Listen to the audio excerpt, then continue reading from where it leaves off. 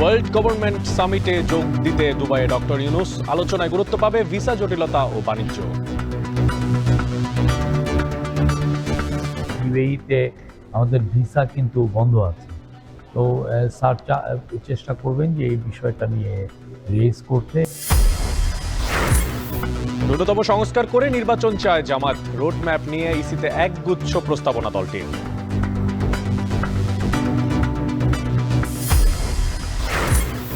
জুলাই অভ্যুত্থানে 524 নেতাকর্মী নিহতের দাবি বিএনপির। তালিকা সহ আন্তর্জাতিক অপরাধ ট্রাইব্যুনালে অভিযোগ দায়ের।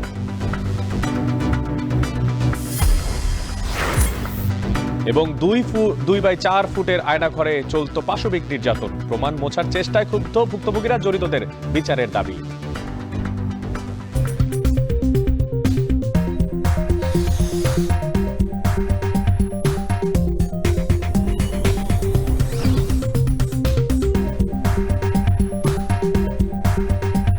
স্বাগত এখন ঢাকায়। আর পুরো আয়োজনে আপনাদের সঙ্গে আছি আমি মশিউর অনিক।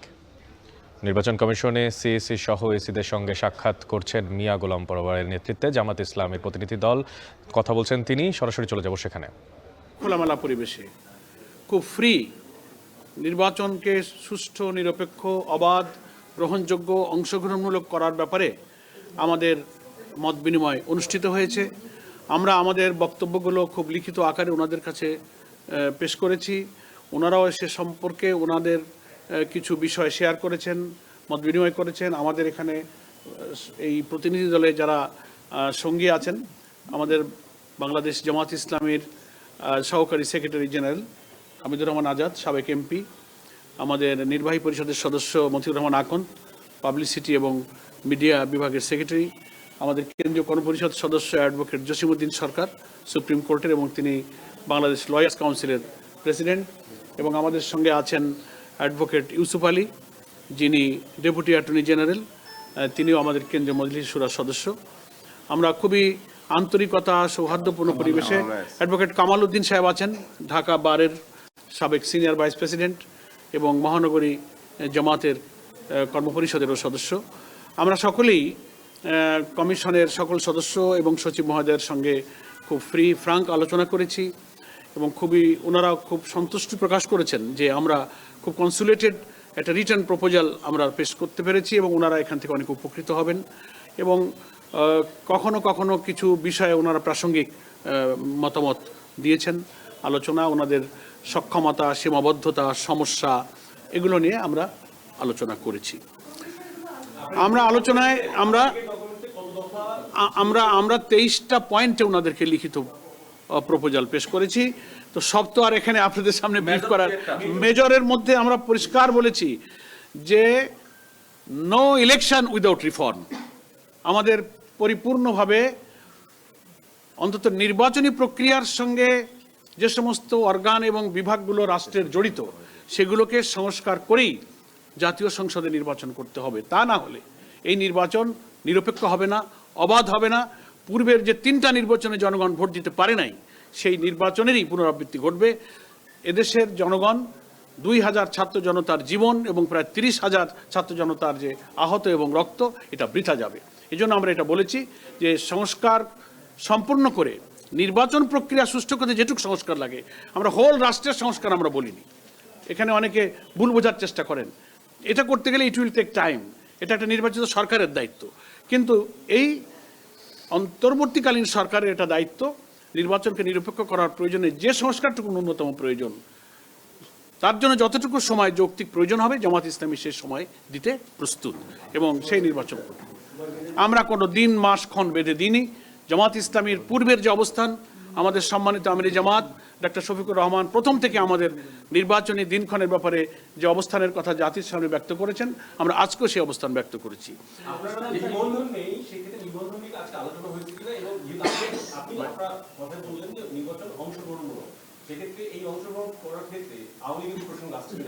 না, সে প্রসঙ্গ আমাদের আলোচনায় আসেনি, সেটা নির্বাচন কমিশনের ব্যাপার। আমরা আমাদের নিবন্ধনের বিষয়টা তো আদালতে পেন্ডিং আছে এবং আদালতে সেটা শুনানি চলছে। আমরা আশা করছি আমরা আদালতে ইনশাআল্লাহ ন্যায় বিচার পাবো।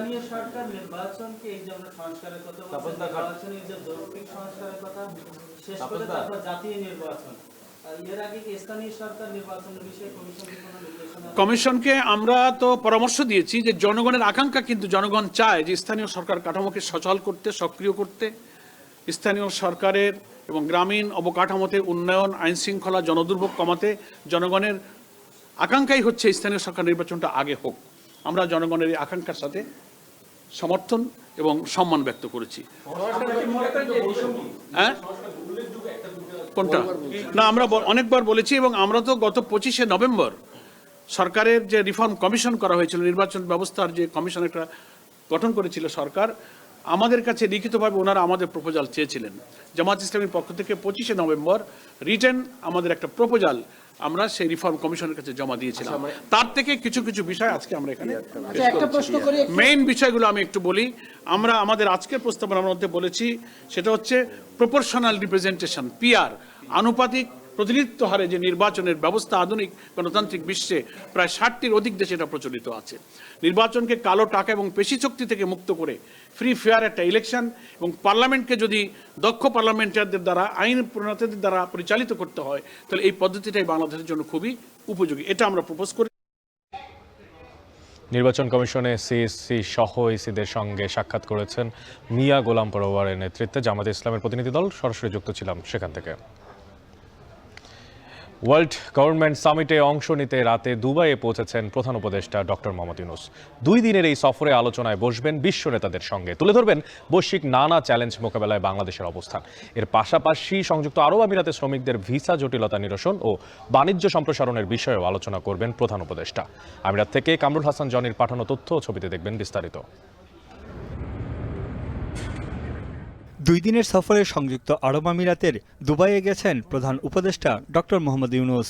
ওয়ার্ল্ড গভর্নমেন্ট সামিটে অংশ নিতে তার সফরসঙ্গী হয়েছেন পররাষ্ট্র উপদেষ্টা এম তৌহিদ হোসেন, প্রেস সচিব শফিকুল আলম ও উপপ্রেস সচিব আজাদ মজুমদার সহ একটি প্রতিনিধি দল। স্থানীয় সময় বৃহস্পতিবার দুপুরে সম্মেলনে বক্তব্য রাখবেন ডক্টর ইউনূস।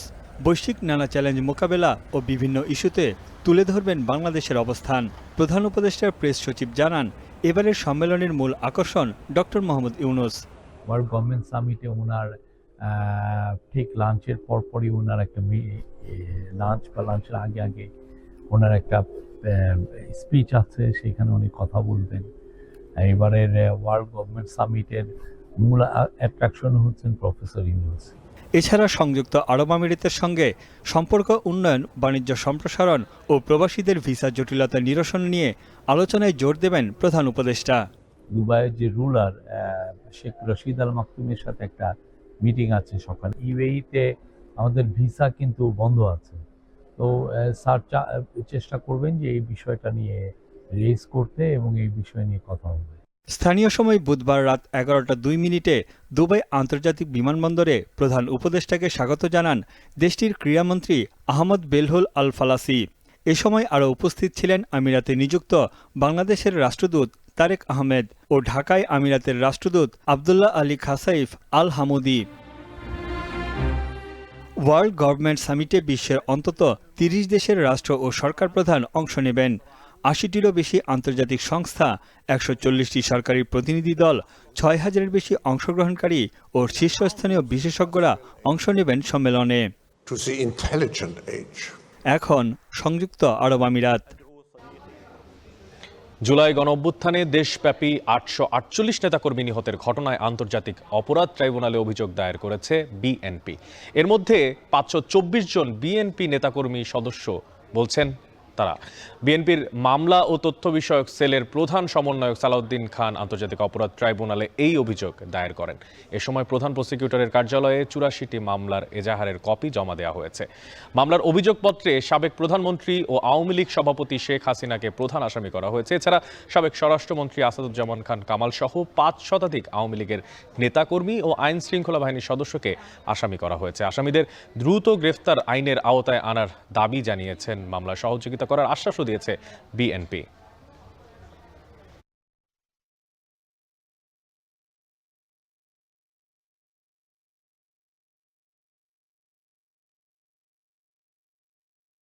অবৈধ সরকার, ভোটারবিহীন সরকার শেখ হাসিনার নির্দেশে সারা বাংলাদেশে যে তাণ্ডব চালিয়েছিল, নির্যাতন, গুলি করেছিল, হত্যা করেছিল, তারই আমার একটা তালিকা সংগ্রহ করেছি। 848 জনের নামের শহীদদের তালিকা এবং 84টি মামলার এজাহারের কপি সহ এই সম্পূর্ণ আজকে জমা দিলাম, ওনারা রিসিভ করে নিয়েছেন। আমরা এই হত্যার সঠিক বিচার চাই। 3.5 হাত জায়গা অথবা কবরের চেয়েও সরু 2x4 ফুটের আয়নাঘর, বিভীষিকাময় কক্ষগুলোতে পাশবিক নির্যাতন চালাতো গুম করে রাখা মানুষদের ওপর। পাশাপাশি কক্ষে ছিলেন পরিচিতজনরা, কিন্তু জানতেন না কেউই। পূর্ব, পশ্চিম, উত্তর, দক্ষিণ কোনো দিকেই চেনার কোনো উপায় ছিল না আয়নাঘরের ভেতর থেকে। এমন এক পরিস্থিতিতে গেল 6 মাসে কক্ষগুলো ভেঙে চুরে প্রমাণ মোছার চেষ্টা করায় ক্ষুব্ধ ভুক্তভোগীরা। তবে যতটুকু আছে তা দিয়ে জড়িতদের বিচার সম্ভব বলে মনে করছেন তারা। বেলায়েত হোসেনের প্রতিবেদনে দেখবেন বাকিটা।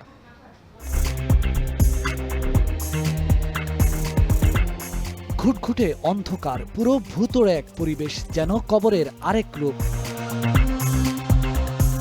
যেখানে দিনের পর দিন আটকে রাখা হতো নিরীহ নিরপরাধ মানুষকে, করা হতো নির্মম পাশবিক নির্যাতন।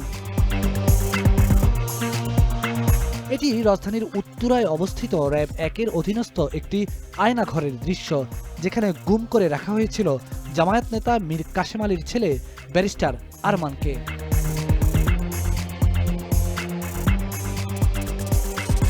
সরু সিঁড়ি বেয়ে যে অন্ধকার পথ আবিষ্কার হয়েছে, সে পথের শেষে শক্ত ইটের কনক্রিট বিছানা। এটিও র‍্যাব 1-এর উত্তরার আরেকটি দৃশ্য। সূত্র বলছে, আয়নাঘরের প্রতিটি কক্ষের আয়তন 4 ফিট লম্বা, 2 ফিট চওড়া, কোনোটি তার চেয়েও ছোট। অর্থাৎ মানুষের বাসাবাড়িতে যে স্বাভাবিক খাট বা বিছানা থাকে, তার থেকেও সরু আয়নাঘরের কক্ষগুলো। ওদিকে ওই সেলটার মধ্যে আলো ঢোকার কোনো রাস্তা ছিল না।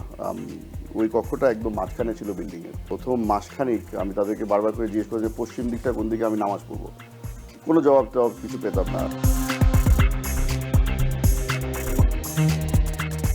এবার দেখা যাক আরেকটি টর্চার সেলের চিত্র, যেখানে লাগানো কিছু অ্যাডজাস্ট ফ্যান। বন্দিশালার এই কক্ষগুলোও কবরের মতো ছোট। এগুলো রাজধানীর কচুক্ষেত এলাকার দৃশ্য, যেখানে রাখা হয়েছিল জুলাই বিপ্লবের প্রধান সমন্বয়ক নাহিদ ইসলামকে। চাপ দেওয়া হয়েছিল আন্দোলন প্রত্যাহারের। এই আয়নাঘরটিও কচুক্ষেত এলাকায় অবস্থিত। এখানে 4 দিন আটকে রাখা হয়েছিল উপদেষ্টা আসিফ মাহমুদ সজীব ভুঁইয়াকে। তার ভাষ্যমতে, কক্ষটিকে এখন ভেঙে বড় করা হয়েছে। কচুক্ষেত এলাকার আয়নাঘরে গুম করে রাখা হয়েছিল জামায়াত নেতা গোলাম আজমের ছেলে অবসরপ্রাপ্ত ব্রিগেডিয়ার জেনারেল আমান আজমিকে। পাশের কক্ষেই ছিলেন বিএনপি নেতা সালাউদ্দিন কাদের চৌধুরীর ছেলে হুম্মাম কাদের চৌধুরী। পাশাপাশি ছিলেন, কিন্তু জানতেন না দুজনের কেউ। কখনোই জানতাম না। আমি ওনার গলার আওয়াজ শুনতাম, একজন ভদ্রলোকের গলার আওয়াজ শুনতাম যে উনি নামাজ পড়ছে, উনি কোরআন শরীফ পড়ছে। সবকিছু ছাপিয়ে এখন সবচেয়ে বড় প্রশ্ন, আয়নাঘরের এই কক্ষগুলো কেন ভেঙে ফেলা হলো, কিংবা কখন ভাঙা হলো, কেনই বা নতুন করে সাজানোর চেষ্টা করা হলো। আপনি যদি সুযোগ দেন, এখানে তো অনেক মানুষ চেষ্টা করবে যে এভিডেন্স কিছু আমরা সরিয়ে ফেলি, ডিস্ট্রয় করে ফেলি। আমরা সবাই জানি যে একটা বিল্ডিংকে ডিমলিশ করতে বেশি সময় লাগে না, এক রাতের মধ্যে ওটা হয়ে যায়, যেটা আমরা দেখেছি। এই বিল্ডিংটাকেও কিন্তু রাতারাতি ধ্বংস করে দেওয়া যেত, ধ্বংস করা হয়নি। তার মানে কেউ না কেউ বাধা দিয়েছে যে এই জিনিসটাকে প্রিজার্ভ করা হোক। যতটুকু এভিডেন্স আছে ওটা অনেক যথেষ্ট আছে কনভিকশনের জন্য।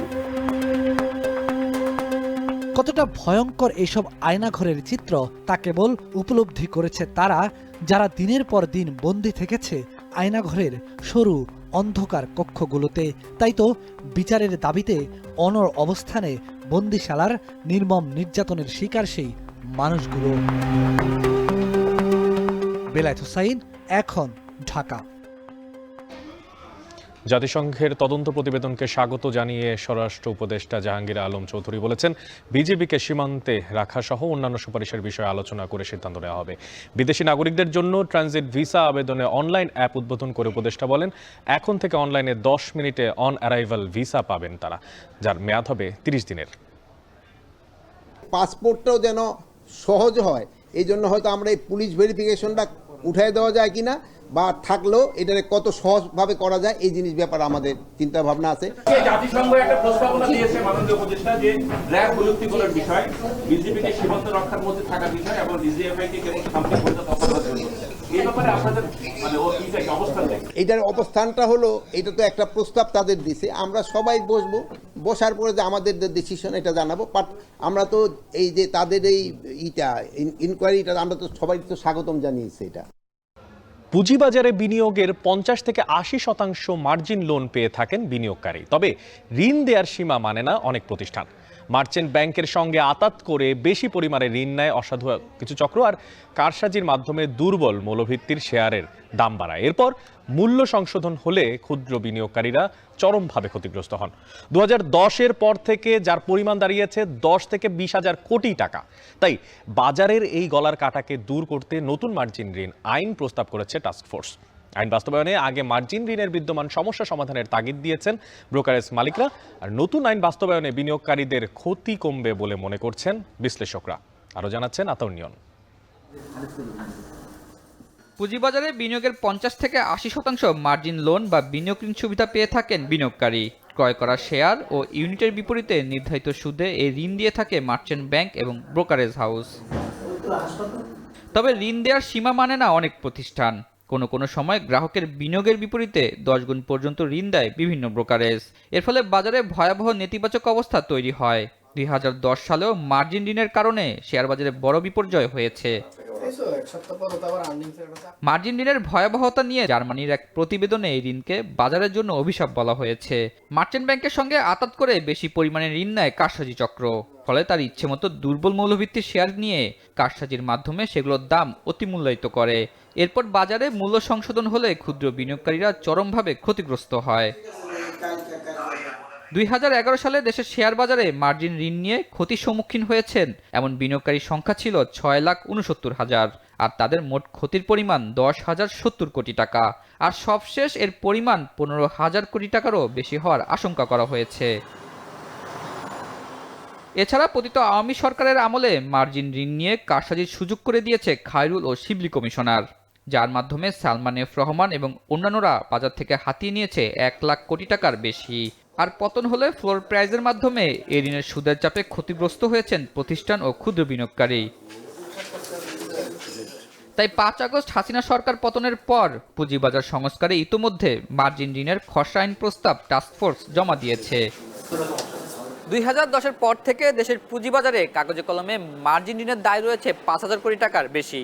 তবে বাস্তবে এই দায় 10,000 কোটি টাকার বেশি বলে দাবি করেন অনেকে। সেক্ষেত্রে অপরিকল্পিত ঋণ প্রদানে কারসাজিকারীদের ফায়দা হলেও বড় ক্ষতি হয়েছে ক্ষুদ্র বিনিয়োগকারীদের। তাই পুঁজিবাজার সংস্কার এবং বিনিয়োগ সুরক্ষার অংশ হিসেবে মার্জিন ঋণে বড় পরিবর্তন আনা হচ্ছে। প্রস্তাবে ঋণ সুবিধা পেতে হলে বিনিয়োগ থাকতে হবে সর্বনিম্ন 10 লাখ টাকা, সেই সাথে কমপক্ষে 6 মাসের অভিজ্ঞতা থাকতে হবে। তবে ঋণ নিয়ে উদ্যোক্তা শেয়ার কিনতে পারবেন না। এছাড়া ব্যক্তির ধারাবাহিক প্রতিনিয়ত আয় না থাকলে পাওয়া যাবে না এ ঋণ। এদিকে আইন বাস্তবায়নের আগে মার্জিন ঋণের বর্তমান সমস্যা সমাধানের প্রয়োজন বলে জানান ডিএসসি ব্রোকার্স অ্যাসোসিয়েশনের সভাপতি। অলরেডি আমাদের এখানে একটা পাহাড় সমান সমস্যা আছে। আমরা যেটাকে বলি যে it's a ক্যান্সারিয়াস disease for the market. কেউ বলে 10,000 কোটি, কেউ বলে 20,000 কোটি কাছাকাছি টাকা আপনার অলরেডি নন পারফর্মিং অ্যাসেটস হিসাবে আছে। কিন্তু ল্যান্ডিং যেটা মার্জিন অ্যাকাউন্টে ডিফল্ট করার কোনো সুযোগ নেই। এখন আপনি অবশ্যই প্যারামিটার দিয়ে দিবেন। আপনি যে কোনো ব্যাংকিং সেক্টরে গেলেও আপনার দেয়ার আর ক্রাইটেরিয়াস যে আপনি whether you are entitle or not আপনি দিবেন। কিন্তু আপনি যদি হাত পা বেঁধে দেন তাহলে ধরেন যেটা হবে যে তখনই আপনার এই মিসইউজ এবং মানে অ্যাবিউজ হয়। অপরদিকে নতুন আইন বাস্তবায়ন হলে মার্জিন ঋণের মাধ্যমে পুঁজিবাজার ও বিনিয়োগকারীদের ক্ষতি কম হবে বলে জানান সংস্কারের ফোকাস গ্রুপের সদস্য। মার্কেটে 2010-এর পর থেকে অনেক লোক ক্ষতিগ্রস্ত হয়েছেন এই মার্জিন লোনের কারণে। সো আমরা এই জিনিসটাকে একটু লিমিট করতে চেয়েছি যে সবাই যেন এসেই মার্জিন লোন এটা না নিতে পারেন, যাদের মার্কেটে একটু অভিজ্ঞতা আছে, যাদের সেই লসগুলো অ্যাবজর্ব করার ক্যাপাসিটি আছে, তারাই যেন শুধুমাত্র এই মার্জিন লোন এই প্রোডাক্টটা অ্যাভেল করেন। মার্কেটের স্পেকুলেটিভ যে বিহেভিয়ার সেটা তো থাকবেই, হ্যাঁ, কিন্তু স্পেকুলেশনটা যাতে খুব বেশি মাত্রায় না হয় সেই জন্য আমরা লিস্ট অফ মার্জিনেবল সিকিউরিটিজ যেটা সেখানে কিছু ক্রাইটেরিয়া আমরা চেঞ্জ এনেছি। বর্তমানে বাংলাদেশের শেয়ার বাজারে লেনদেনযোগ্য বিও অ্যাকাউন্টের সংখ্যা 17,50,000। এসব বিও অ্যাকাউন্টে মোট শেয়ার সংখ্যা 10,141 কোটি। আর এসব শেয়ারের সর্বশেষ বাজার মূল্য 3,06,865 কোটি টাকা। এর বিপরীতে বিনিয়োগ ঋণ কম হলেও মন্দা বাজারে সেগুলো এখন গলার কাটা। আতাউনিয়ন, এখন, ঢাকা। একদিকে বসন্ত বিশ্ব ভালোবাসা দিবস আর আরেকদিকে আন্তর্জাতিক মাতৃভাষা দিবস। এই তিনটি দিবসকে কেন্দ্র করে দুটি দিনকে সামনে রেখে জমজমাট ফুলের রাজধানী খ্যাত যশোরের গদখালি। বাজার ধরতে দম ফেলার ফুরসত নেই ফুল চাষিদের, তবে বাজারে সরবরাহ বেশি থাকে এবার ফুলের দাম কিছুটা কম বলে দাবি করছেন চাষিরা। যদিও বিভিন্ন দিবস ঘিরে অন্তত 20 কোটি টাকার ফুল বিক্রির আশাও করছেন ব্যবসায়ীরা। রিপন হোসেনের তথ্যে এনামুল হকের ছবিতে দেখবেন বিস্তারিত।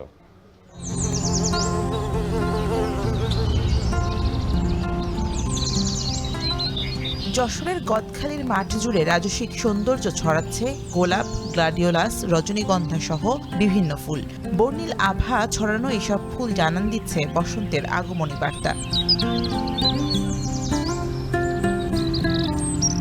ফুলের রাজধানী খ্যাত ঝিকরগাছার গদখালি অঞ্চলে বছর জুড়ে ফুলের চাষ হলেও ডিসেম্বর থেকে এপ্রিল পর্যন্ত এই 5 মাস ভরা মৌসুম।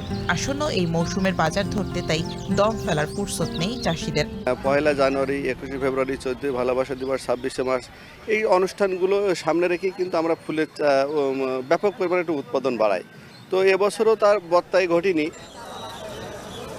বসন্ত বিশ্ব ভালোবাসা দিবস ও আন্তর্জাতিক মাতৃভাষা দিবসকে সামনে রেখে জমজমাট গদখালির ফুলের বাজারও। ভোরের আলো ফুটতেই বাহারি ফুলে ভরে ওঠে যশোর বেনাপোল মহাসড়কের পাশের এই গদখালির বাজার। তবে এবছর হঠাৎ করে গরম পড়ায় বাগানগুলোতে একসঙ্গে ফুটেছে বেশিরভাগ ফুল, ফলে বাজারে বেড়েছে যোগান, যাতে গোলাপ, গ্লাডিওলাস, রজনীগন্ধা, জারবেরা, চন্দ্রমল্লিকা সহ বেশিরভাগ ফুলের দাম আগের বছরের তুলনায় কমেছে। বাজারে বর্তমানে প্রতি 1000 গাঁদা বিক্রি হচ্ছে 200 থেকে 400 টাকায়, যা গত বছরে ছিল 400 থেকে 500 টাকা। গোলাপ বিক্রি হচ্ছে প্রতি পিস 5 থেকে 10 টাকায়, যা গত বছর ছিল 20 থেকে 30 টাকা।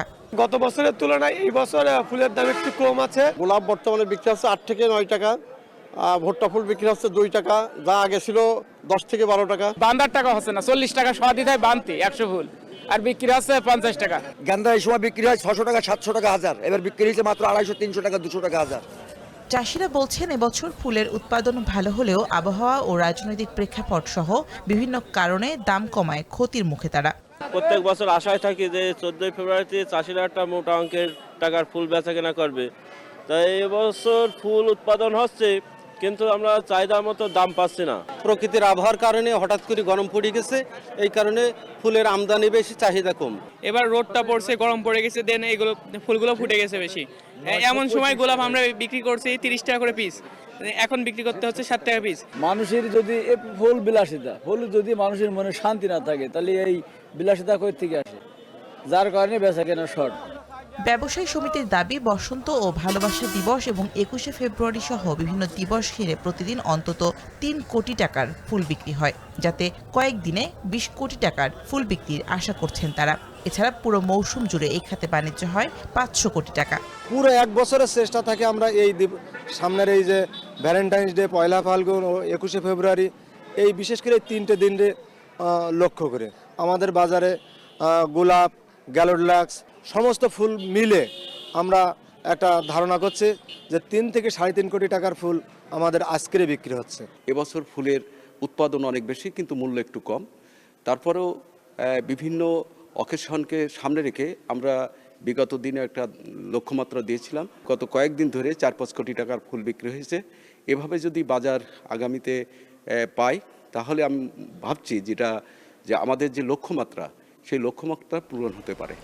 বিশেষ দিবসটিকে ঘিরে প্রায় 70% ফুলের যোগান হয় গদখালি থেকে। কৃষি বিভাগের তথ্য মতে যশোরে প্রায় 600 হেক্টর জমিতে বাণিজ্যিকভাবে 13 ধরনের ফুলের চাষ হয়। এখন যশোর। শেক্সপিয়ার বলেছেন, ফুলকে তুমি যে নামেই ডাকো না কেন সে সুবাস ছড়াবে। একদিন পরেই 1 ফাল্গুন আর ভালোবাসা দিবস, আর তার কিছুদিন পরেই আন্তর্জাতিক মাতৃভাষা দিবস। একদিকে শ্রদ্ধা আর একদিকে ভালোবাসা।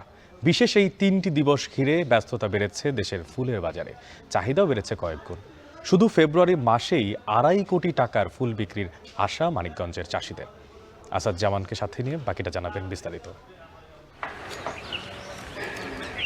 মানিকগঞ্জের সিঙ্গারের ফোর্ডনগর দক্ষিণপাড়া গ্রামের বাবুল হোসেন 18 বছর আগে মাত্র 2 বিঘা জমি নিয়ে শুরু করেছিলেন ফুল চাষ।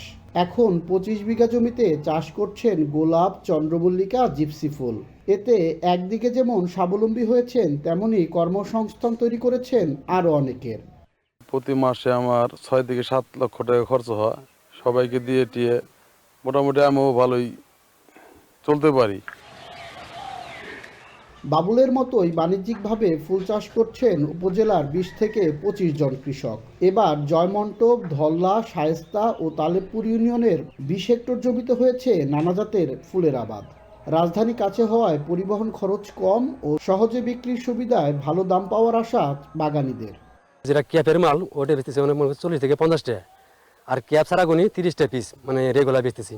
যে আমার 2 থেকে 2.5 লাখ টাকা এরকম ভাবে খরচ হয়েছে, আর 5 থেকে 6 লাখ টাকা এরকম ভাবে বিক্রি করা যায়।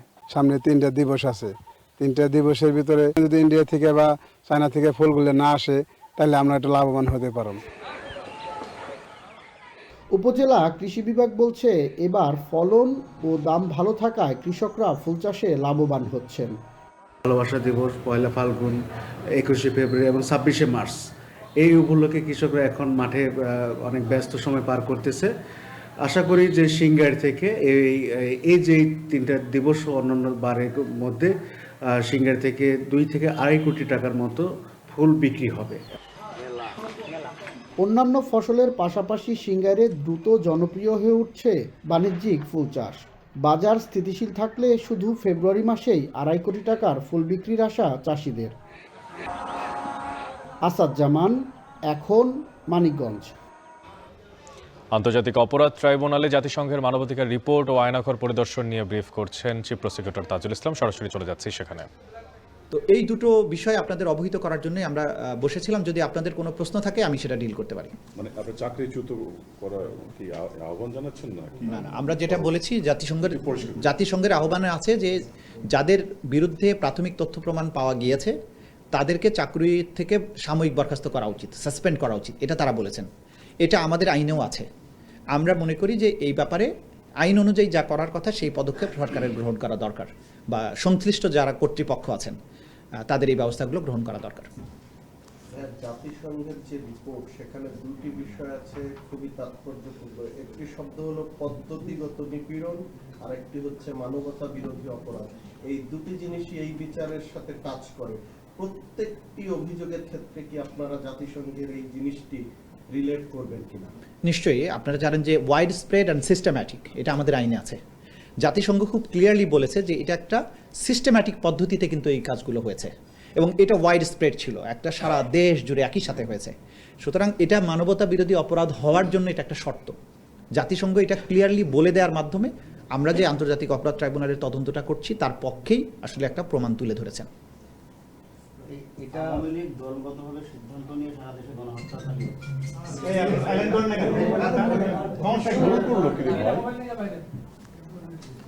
জি জি, প্রশ্নটা বলেন।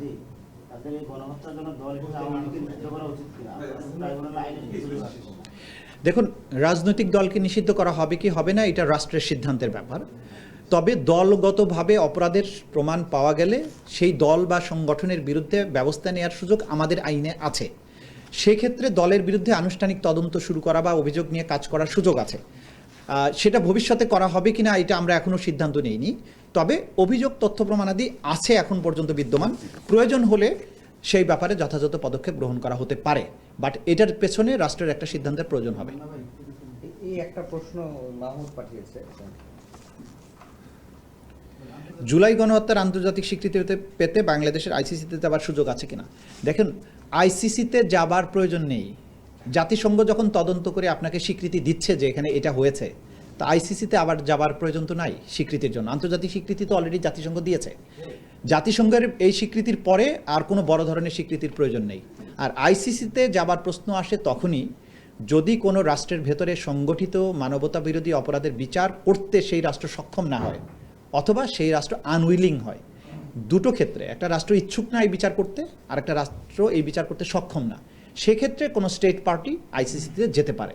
আমাদের রাষ্ট্র এই বিচার করতে শুধু সক্ষমই না, তারা এই ব্যাপারে চরমভাবে উদ্গ্রীব। সুতরাং আমাদের আইসিসিতে যাবার প্রয়োজন নেই। Thank you. মোট কথা হচ্ছে যে আজকের এই ব্রিফিংয়ে সেটা হচ্ছে যে যেই ইউএন যে রিপোর্টটা দিয়েছে এটি বিচারের দলিল হিসেবে আপনারা ট্রাইব্যুনালের ব্যবহার করবেন। জি জি। আর আরেকটা বিষয় হচ্ছে যে যারা এখনো তাদের বিরুদ্ধে প্রাথমিক অভিযোগ পাওয়া যাচ্ছে, তারা যদি চাকরিতে থাকেন বা প্রশাসনের যে লেভেলে থাকে তাদেরকে সাময়িকভাবে রিপোর্ট অনুযায়ী ব্যবস্থা নিতে হবে, এই তো? জি জি। এটা আমাদের তদন্তের ক্ষেত্রে সাহায্য করবে, কারণ এটা আমাদের আইনেরও বিধান আছে, জাতিসংঘ এটা জোরালোভাবে সুপারিশ করেছে। সুতরাং জাতি বিচার দেখতে চায় এবং সুষ্ঠু এবং নিরপেক্ষ বিচার করতে হবে আমাদেরকে, শুধু বিচার যেন তেন উপায়ে নয়। সেই সুষ্ঠু এবং নিরপেক্ষ তদন্তের স্বার্থে যা যা করা দরকার সেটা করা উচিত প্রত্যেকেরই। এবং সবাইকে আমরা যেটা অনুরোধ করছি যে যার জায়গা থেকেই সবাই সহযোগিতা করবেন, কারণ রাষ্ট্র দেশ সবার উপরে। তথ্য ফাঁসের কোনো আন্তর্জাতিক অপরাধ ট্রাইব্যুনালে আয়নাঘর পরিদর্শন নিয়ে কথা বলছিলেন চিফ প্রসিকিউটর তাজুল ইসলাম, সরাসরি যুক্ত ছিলাম সেখান থেকে। এবার আন্তর্জাতিক প্রসঙ্গ। প্রেসিডেন্ট ডোনাল্ড ট্রাম্পের সঙ্গে বৈঠক করতে 2 দিনের সফরে যুক্তরাষ্ট্রে পৌঁছেছেন ভারতের প্রধানমন্ত্রী নরেন্দ্র মোদী। মার্কিন আমদানি শুল্কের আওতামুক্ত থাকাই মোদীর এবারের সফরের মূল এজেন্ডা। বৃহস্পতিবার হোয়াইট হাউসে ট্রাম্পের সঙ্গে মোদীর বৈঠকের কথা রয়েছে। জাহানারা ভুইয়া জানাচ্ছেন বাকিটা। স্থানীয় সময় বুধবার রাতে ঝিরিঝিরি বৃষ্টি আর কনকনে শীতের মধ্যে ওয়াশিংটনে পৌঁছান ভারতের প্রধানমন্ত্রী নরেন্দ্র মোদী। যদিও গুরুত্বপূর্ণ মিত্র রাষ্ট্রের সরকার প্রধানকে অভ্যর্থনা জানাতে বিমানবন্দরে ছিলেন না মার্কিন প্রশাসনের উচ্চপদস্থ কোনো কর্মকর্তা। মেরিল্যান্ড সামরিক ঘাঁটি থেকে ওয়াশিংটনের ঐতিহাসিক সরকারি বাসভবন ব্লেয়ার হাউসের উদ্দেশ্যে রওনা দেন মোদী। সেখানে কয়েকশো ভারতীয় প্রবাসী তাকে অভ্যর্থনা জানান। সে সময় ব্লেয়ার হাউসের সামনে স্লোগানে মুখর করে রাখে মোদীর সমর্থকরা। এরপর যুক্তরাষ্ট্রের জাতীয় গোয়েন্দা সংস্থার প্রধান তুলসী গ্যাবার্ডের সঙ্গে সাক্ষাৎ করেন নরেন্দ্র মোদী।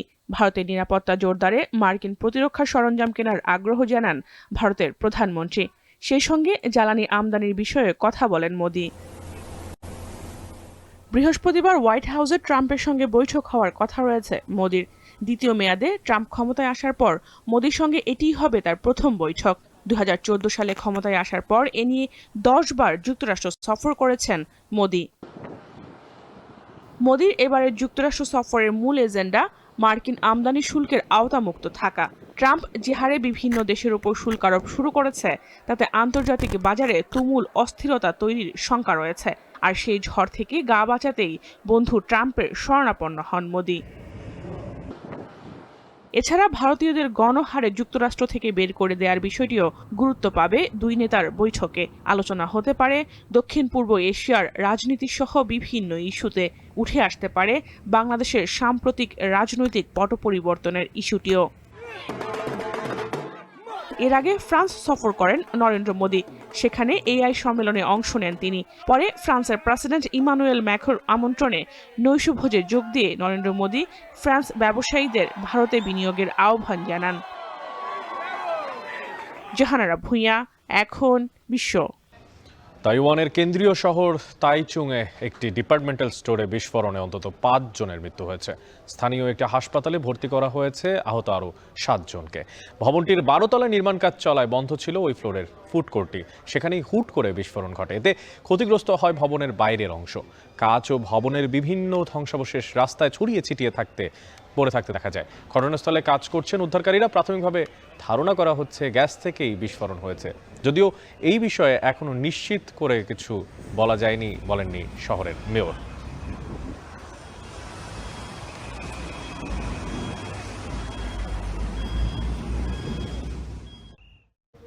এখন ঢাকা শেষ করার আগে শিরোনামগুলো জানিয়ে দিব আরও একবার। ওয়ার্ল্ড গভর্নমেন্ট সামিটে যোগ দিতে দুবাইয়ে ডক্টর ইউনূস। আলোচনায় গুরুত্ব পাবে ভিসা জটিলতা ও বাণিজ্য। ইউএইতে আমাদের ভিসা কিন্তু বন্ধ আছে, তো স্যার চেষ্টা করবেন যে এই বিষয়টা নিয়ে রেজ করতে। ন্যূনতম সংস্কার করে নির্বাচন চায় জামাত। রোডম্যাপ নিয়ে ইসিতে একগুচ্ছ প্রস্তাবনা দলটির। নির্বাচনী প্রক্রিয়ার সঙ্গে যে সমস্ত অর্গান এবং বিভাগগুলো রাষ্ট্রের জড়িত সেগুলোকে সংস্কার করেই জাতীয় সংসদে নির্বাচন করতে হবে। জুলাই অভ্যুত্থানে 848 জন হত্যায় ট্রাইব্যুনালে অভিযোগ বিএনপির, নিহত 524 নেতাকর্মীর তালিকা জমা। এবং 2/4 ফুটের আয়না ঘরে চলত পাশবিক নির্যাতন, প্রমাণ মোছার চেষ্টায় ক্ষুব্ধ ভুক্তভোগীরা, জড়িতদের বিচারের দাবি।